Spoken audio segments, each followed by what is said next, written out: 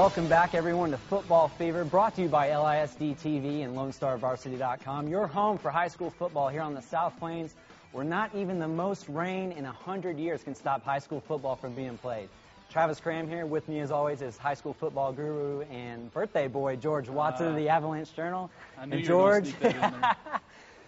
George, we thought we might not get off any games this weekend, but luckily everything worked out after almost 7 inches of rain Thursday night. 7 inches of rain, yeah. You know, I felt like trading in my truck for a canoe to get around Lubbock this week or this last weekend with all the rain. But yeah, luckily, some schools were canceled, but none of the games were canceled. And we all know that's what's most important, isn't that right? But that's right. Yeah, it was a big weekend. A lot of big games, a lot of district games, in 2-5A especially, and a lot of interesting results out there this week. Now, start off with the big matchup in District 2-5A, Permian taking on Monterey. And this was going to be a battle, but unfortunately for the Plainsmen, they come out on the bottom of this one. Yeah, it was a showdown that never really emerged into a showdown. It's like I was telling you earlier.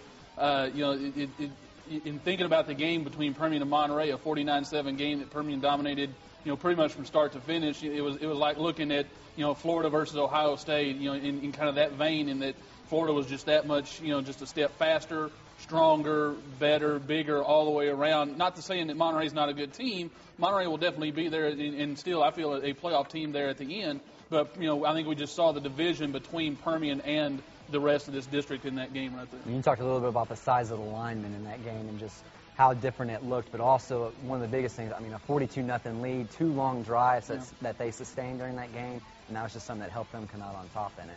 Yeah, two long drives, but the fact that, when you're sitting there in 7-0 and you're still kind of in the ball game, but then you muff a punt, you muff a kickoff, and all of a sudden Permian's jumped on those 2 for touchdowns as well. You're at 21-0.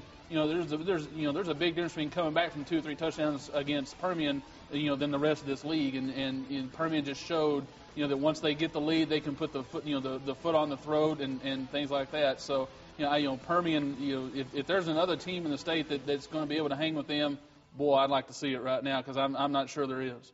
Lubbock High taking on Midland Lee, and Lubbock High is still looking for that first win of the season. Yeah, still looking for first win. It was a game where Lubbock High and Midland Lee had both gone in 0-2. Both had struggled offensively, but Midland Lee being at home kind of got things rolling with the offense. Lubbock High scored a couple touchdowns late, but Lubbock High is still struggling to find some offensive consistency and do it against some quality teams. Midland Lee, I'm not sure. Still not judging them, but still not sure how good they are. I'm sure they're a good team. But I think it's one of those games where Lubbock High is having so many struggles that they just kind of went in a little overmatched against Lee this week. Lee, 419 yards of total offense in the game.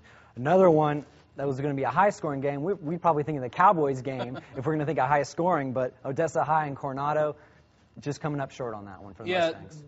Just to show you, this game, the Monterey Permian game. I'm sitting there at 8 o'clock at Lowry Field, and when that game starts, Coronado and Odessa had started a half hour earlier.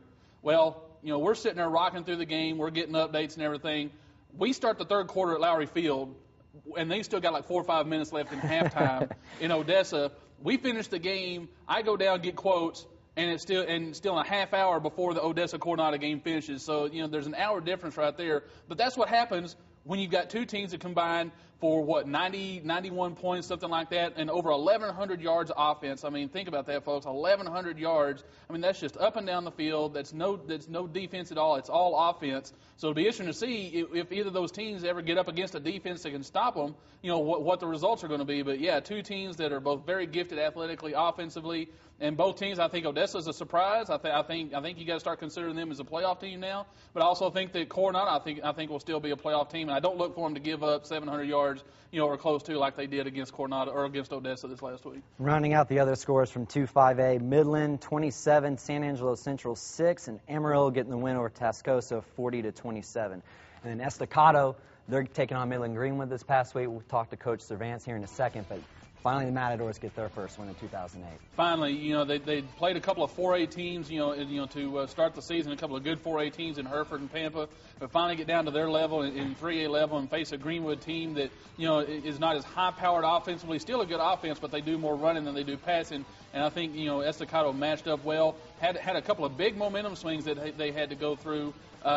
Being down a couple touchdowns, then getting a couple touchdowns late there in the second quarter to tie it going into halftime, and then really built on that in the third quarter. Played well, or in the second half, played well defensively, and got a couple of big touchdown drives. One on a short field late, and come out with a win. So I know those guys at Estacado are feeling pretty good right now. Yeah, Estacado 2 touchdowns in the final 18 minutes to win that one, both by Jackson on the ground.